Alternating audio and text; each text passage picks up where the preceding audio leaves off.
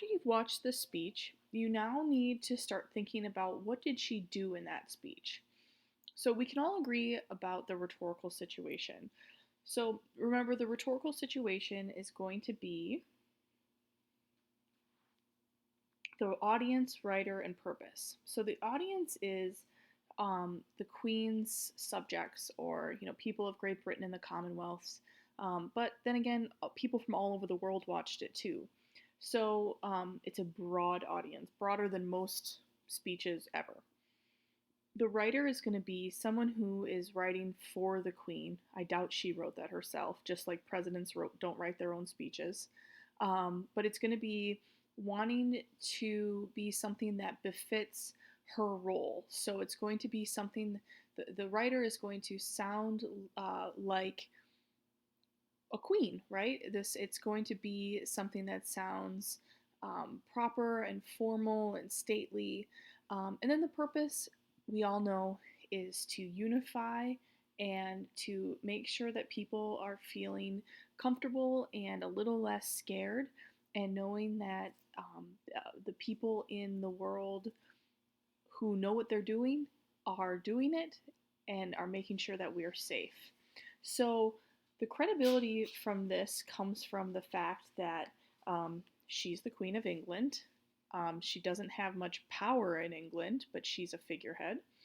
The purpose of this is the fact that she does not speak publicly hardly ever. The purpose is for her to show that um, the the royal figures in Great Britain are there for the people. And then the reason why is because people are feeling pretty lonely right now. People are feeling secluded and cooped up in their apartments and scared about their health and the health of their family members. So we can agree that the tone here was very formal. It was thoughtful. It was reassuring. And when we talk about the emotional impact of it, she brought up a lot of historical examples like, okay, we as Britons have been through worse. I mean, London was like obliterated during World War II, and she was a young girl during World War II, and she remembers it. She took the throne soon after when they were trying to reconstruct themselves as a country in 1952. So she's trying to say, like, we are Britons, we are strong, we do things that are hard, and we come together with good humor, and we will tackle this just like we've overcome so many things in our past.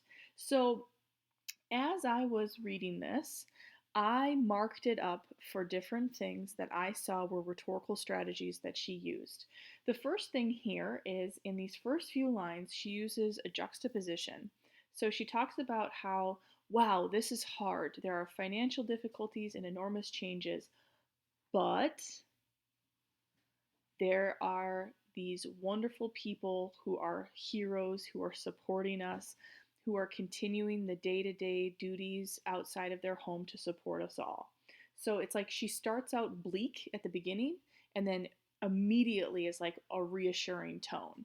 I have a little asterisk next to the NHS. That's their National Health Service. This is I actually put a little note down at the bottom. The National Health Service is Great Britain's national healthcare system, and they are very proud of it. When London hosted the Summer Olympics, you know how they have the opening ceremonies and there's dancers and people like trapezing and stuff like that. I remember watching it, and they actually had people dancing around dressed as nurses, pushing around hospital beds, and they featured the NHS in their opening ceremonies because they're so proud of it. So I have here in pink unifying words and phrases. She does this throughout the whole thing. Words like together, us, join me, come together, join the nations across the globe, and then she uses we, and we. I really love that she does that because if you know anything about the royal family, they don't really make public appearances very often. They're seen as figureheads. They don't really mingle with commoners very often, but yet she uses the phrase we to show that I'm right there with you. I'm here to support you. Even though I'm royalty and privileged, I'm in this struggle just like you are. And it's actually interesting because her son, she's 93, her son's 72. Her son got COVID, and he was one of the first sort of really famous people who got it. And he survived and he's fine. So that's that in pink. You'll notice that I have in purple second person pronouns. I thought this was really interesting that she was saying, every hour your hard work brings us closer. I want to thank you who are staying home. It's like she's trying to reach across the screen and talk to the individuals who are at home. Here in red, I have sort of this empowering, we will overcome it. These phrases that are showing the struggle. In blue, I have appeals to pathos and pride and a little bit of patriotism. So I would say that, what I know about the world, the United States is super patriotic. A lot of countries don't really exhibit patriotism like we do, but people in England tend to be sort of reserved people. And I love how she says this. We are self-disciplined, quiet, good-humored resolve. And this is a feeling still characterizes this country. So she says that we are going to be prideful while we respond to this challenge. We are going to be self-disciplined because that's who we are as Britons. And then also in blue here we have our expression of our national spirit. She also brings up some appeals here when she talks about the children, helping others, checking on your neighbors. Those are all emotional responses. Those are all things that, anytime really someone brings up children, it's supposed to be sort of an emotional thing that you have a reaction to. Here in yellow is a historical reference. I said almost shame.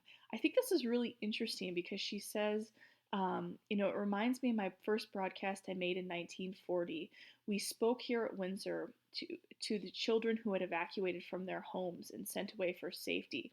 So that's a World War II reference. I said it's almost shame because it's like she's bringing this up to say, hey, everyone, all I'm asking you to do is stay home. Just have pride for your country. Just stay home. It'll be okay. We need to honor those people who are working hard, but you just need to stay home. And I feel like that's a little bit almost like shame, like some hidden message that she's trying to convey, because when it comes to what previous generations had to go through during World War II, what the Queen is asking her constituents to do is very, very simple. Here's a fun fact. Just a couple of years ago, the population of London, the city that we consider booming metropolis, just for the first time regained the population that it had before World War II started, because the city was so demolished during World War II. People fled to the countryside and left the city because it was so dangerous, because there was such harsh bombing, and because so many people were dying. So that is something that she vividly remembers because she was a child, and then soon thereafter she became queen. So then we also have some more pink here. That is the unifying diction. Okay, so what I have here is, this is me. I spent a couple of minutes after I read this, and I just went through and looked for strategies she used. So remember, what are strategies? Second person pronouns, juxtaposition, unifying diction, uh, illusions, patriotism, shame. Those are all things that she's using to get people to do what she wants. Remember, rhetoric is, how does the speaker get the audience to think, feel, or do something. So in this case, she wants everybody to be calm. She wants everybody to be comforted.